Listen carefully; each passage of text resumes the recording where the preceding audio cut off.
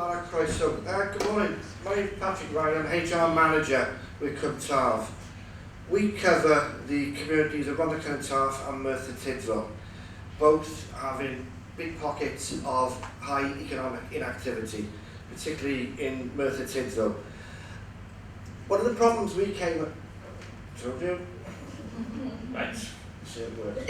We have faced in the last few years with a number of problems. Despite high levels of unemployment, recruitment within the two boroughs for the health board was appeared to be somewhat difficult, in as much as our target area, our population, a large proportion of it was unemployed and therefore not in the employment market.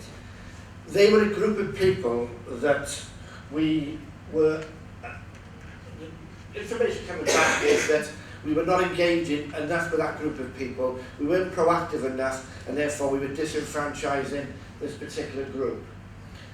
We went out, we talked with some of the community groups and with some potential applicants and asked why they weren't applying for jobs, and talked about particularly level 1 entry jobs within hotel services, administration, etc. And two really big messages came back. There was a perception the recruitment process was closed. This is a fairly frank admittance from our own point of view in terms of the way we approached it. We were being told the recruitment process was almost closed. It was who you knew as opposed to what you knew, despite all our banners in terms of equal opportunity employer. We weren't seen as an equal opportunity employer by the communities that we serve.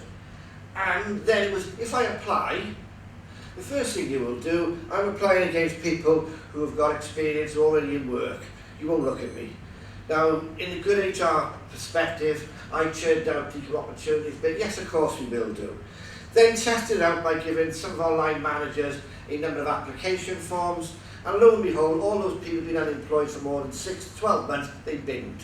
Didn't want to see. Particularly on incapacity benefit, in terms of, why are you importing sickness absence problems? You've got high enough sickness absence as it is without you bringing more into us. So we decided we need to overcome this particular issue and make sure that we became the employer first choice, both in RCT and Merthyr Tydfil. What we did, we decided to establish a partnership, working with Job Centre Plus, the two local authorities, Remploy, and others with Tydfil Training and others within the group. And over the past few years, we've developed a very good, strong partnership. And it's through this partnership that when we're ready to start to recruit people or offer people work experience, we ask our partners to nominate their clients who they believe are job ready. We then hold a briefing day in order to give the people who are potential candidates an idea of what the job is all about, what our frame, what the terms and conditions are, what the work experience is going to be like, and what is at the end of it. We started off, the first one we ran a few years ago, we had about 10 people turned up to Merthyr Tydfil. I think 8 people actually turned up on the first day. The last one we held, I think we had 13, 14 places, we had sort of 86 people turned up saying, please give me this opportunity. And we've replicated that in RCT as well. With the partnership group, we decided in talking to their clients, was the one thing they were lacking was self-confidence in order to push themselves forward in order to attempt to become employed. And they felt they had a lack of knowledge in terms of some of the jobs or some of the skills that we required. So working with our partners, we developed a pre-employment course. Very simple. There are some of the aspects, modules that included. These modules are delivered by our partners, staff within the health board, and occasionally we may buy in some external consultants to help us where we feel we've got our own skill gap. It lasts generally about 2 weeks, and at the end of it, we guarantee either certainly interviews and hopefully move people into jobs. If we've not got jobs available, we move them into work experience for a whatever length of time we're able to do so. To date, in the past 2.5 years, some examples of initiatives we've undertaken within Cwmsarf. Through government job match team, we had 20 participants, of which 17 moved into employment within the health board. Through working with TIFL training, providing work experience to our NV2 level 2 and 3 trainees, out of 25 participants, 17 found employment in the health board. Future Jobs Fund, 60 participants, we've taken on 20, and we know that others have got jobs with other organisations in the community. Plus we also work with the schools in the Rhondda to deliver an NVQ in health and social, or the only NVQ in health and social care within the Royal Glamorgan Hospital. And over the past 3 years, we have 30 participants of students who are in the sixth form levels, and out of those 30, 22 have got employment in the health board, and we know the other 8 have got employment in the care homes. Also, prior to 2009, we've probably, working through pre-employment, delivered, there's got to be 100 other plus people in the communities in Merthyr out of unemployment into employment with us. We've actually started reaching the stage now where some of our first participants from 4 or 5 years ago, who came in to us, one lady's example, came in to do some work experience as a housekeeper. Last year she qualified as a nurse, and completed a nursing degree, and we're starting to find more and more successes of individuals who started off with us, who've now worked their way in a 4 or 5 year period through being a benefit claimant now into becoming professionally qualified and into full-time work with ourselves or elsewhere. Right, hopefully. Right, the benefits. And there have been many. The one thing that we did not factor into the equation, sickness absence levels. We blew the myth that people in capacity benefit will deliver high sickness levels. The reality is they are at least 50 to 60% lower than staff that we recruit through a normal recruitment process. I mean, that is people that we take off through NHS jobs and through the normal selection process. The turnover is at least 50 to 60% lower because the job is valued more. When we talk to the participants who've come and they work with us, certainly up to now, their attitude, they've developed a work ethic, they wish to keep it, and they do anything to ensure that the job, the opportunity they've had is not jeopardised in any way whatsoever. They've not become tainted like some of our older colleagues at the moment, and hopefully they won't do either. In terms of, for the health board, our recruitment costs have reduced. In fact, if anything, from the Future Jobs Fund, we were able to bring in about £330,000 income to the health board for running future jobs, which helped us, in fact, to train the individuals and undertake other initiatives. All these initiatives are self-financing. It doesn't cost the health board a penny, other than, in fact, it pays part of my salary, and Beverly works with, and the rest of our people who help us, their salaries are covered. In fact, what it also does is where we've run it for healthcare assistance, because the work experience that individuals go through can either be from a 2-week period or in some of the government schemes for 6 months, where people have worked on a ward for 6 months, if they get a permanent job on that ward or elsewhere in the hospital, on day one that they become an employee, there is no learning curve, or a very, very small one, because they've probably worked in that clinical area for 6 months prior to it. They're already part of the team. Our senior nurse and advisors, that's probably worth, in productivity terms, about £3,000 per candidate. We are recruiting to our bank through the Want to Work campaign scheme in Rhondda Cwmsarf at the moment. And we've probably taken about 30 to 40 people on over the past 2 years, and we know that that's delivered us a productivity savings of at least £150,000, which we can now divert into patient care. We know the candidates. They work, we see them grow over a 2-week period. It's not a 15-20 minute interview. We know they're going to be successful because we give it to them warts and all. When we see them for briefing day one, a lot of the people have got, particularly healthcare support workers, they've got this view of casualty, sit around all day drinking tea, playing computer games. We give it to them warts. We bring previous candidates in who tell them what it's really like working in a clinical area. So when they start on the course, they've completed their 2 weeks with us, they want to remain in the health service. And I say we get to know them. We get to know them very, very well. We see them develop and grow as individuals. And it's increased the pool of candidates that we can now look at. Up until 3-4 years ago, 20% of the working population of Merthyr on incapacity benefit. They were a group that the NHS was ignoring. Our target group now has increased by that 20%. And they're the ones who are now starting to deliver for Cwmtâr. It's employer-led. We decide when we want to plug into initiative, or when we want to turn the tap off, or when we need to recruit particular skills. If we need something to happen, I've asked one of our partners, we call a planning meeting, and we move together fairly quickly. And it can be done fairly quickly. We've recently completed an initiative with Remploy, where I think there were 24 people, where we delivered 24 candidates with work experience for 13 weeks. And that was all organised and delivered, I think, in less than 3-4 weeks, in order to ensure that the community had the opportunities. As I say, it's flexible, and it works. It's increased our profile within the local community, because people now accept, or start to accept, that the employment process is open, and we are starting to be seen as an employer of first choice. And one of the most important aspects, both in RCT and Merthyr, is contributing to economic regeneration.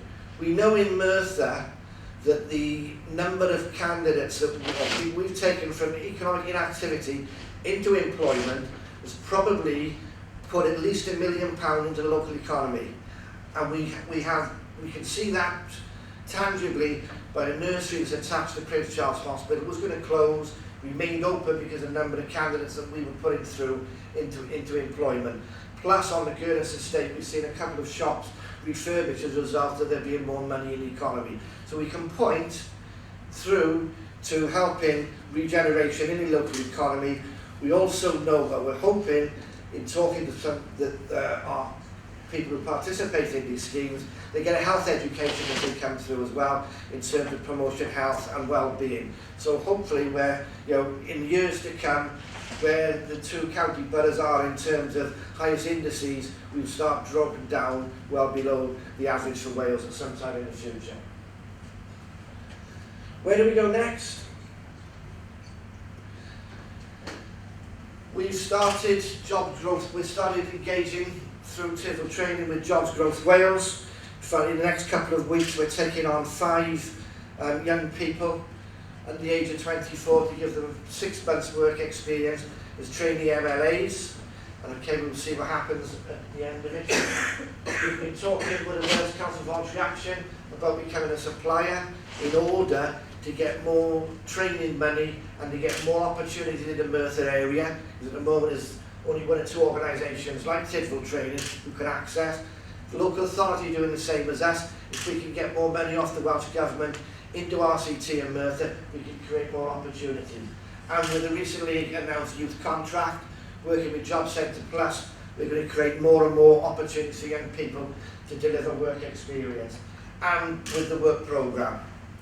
And an example of the work programme, we're hoping that our linen department in close to Pontypridd will be expanding by 20 operatives in the next month or so, and working again with our partners, we will be taking all those applicants from people unemployed in the area.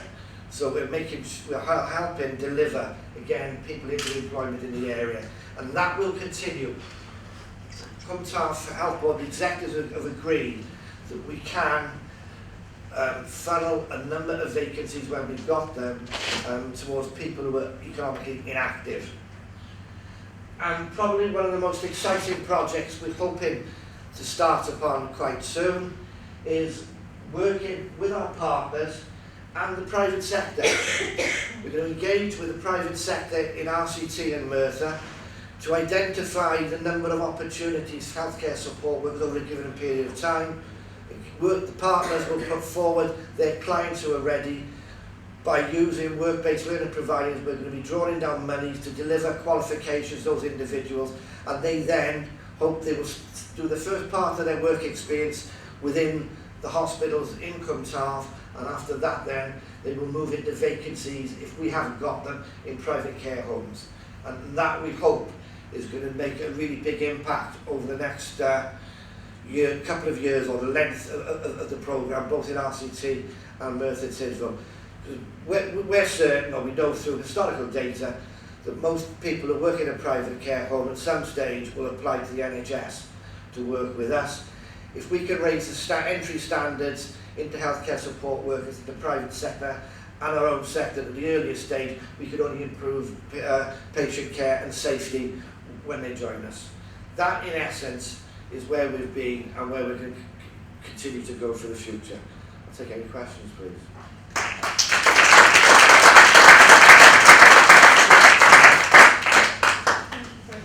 Very interesting and informative. I can see Bethan's grabbed the mic, so let's go for it. Thanks very much, really enjoyed that. I'm just intrigued. Your first slide talked about the fact that it was identified that the health board weren't recruiting enough from the locality. How was that identified? How was that drawn to your attention?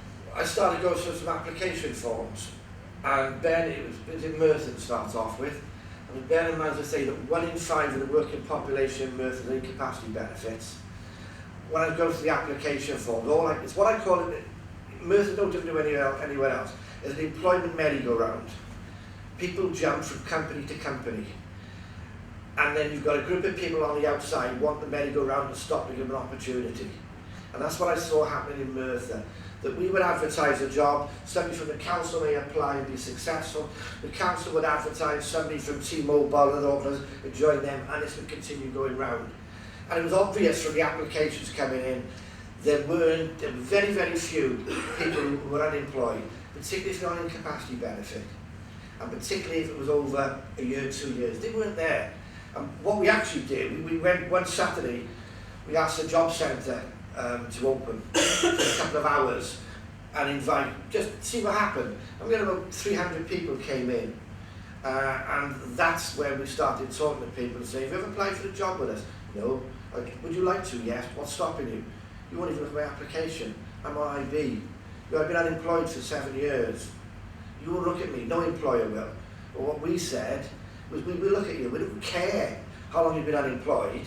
What we're concerned about is, what innate skills have you got that we can develop? If you've been working in an environment or living in an environment where there's other people on incapacity benefit, you've probably been caring for them. So you've got skills that we can transfer in. So that was our first thing we said to people. We don't care how long you've been unemployed. You've got skills we believe we can work with our partners.